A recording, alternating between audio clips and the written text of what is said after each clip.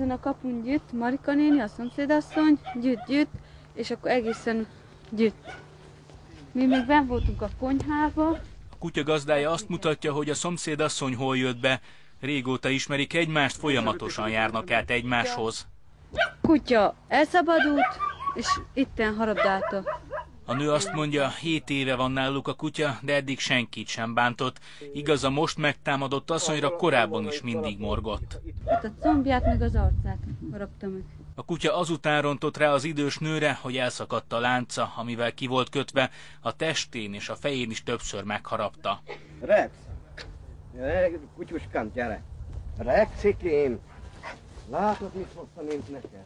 A kutyát a támadás óta megkötve tartják, ezt rendelte el a helyi állatorvos, és ez 2 hétig így is marad. Az ilyen embermart ebet 2 hetes megfigyelés alá kell helyezni. Tekintettel arra, hogy más mód és lehetőség nincs, ennek a helyéül az ebb megfigyelés időtartamára az ebb tartási helyet jelöltem ki megfigyelés helyéül. Az udvaron, ahol a kutya él, 2 család lakik, azt mondják, a környéken sok a betörés, ezért is van a kutyára szükségük, azt pedig semmiképpen sem szeretnék, ha a kutyától meg kellene válniuk. Ki van téve a kapura a tábla, hogy a kutya harap, és erre a kutyára nagyon nagy szükségünk van, mert ezen a környéken sok a betolakodó. A támadás után a nőt mentőautóval vitték el, a rendőrség szerint sérülései súlyosak.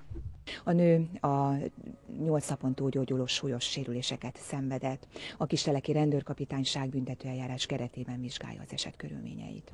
A nőt ide a szegedi kórházba szállították, bár a kórház nem volt hajlandó felvilágosítást adni az állapotáról, úgy tudjuk, néhány napig még biztosan nem engedik haza.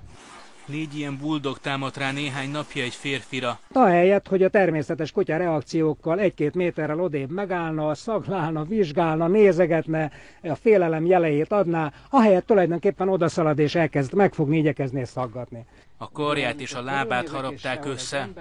Alig 1 héten belül a mostani a 3. eset, amikor kutyák emberre támadtak.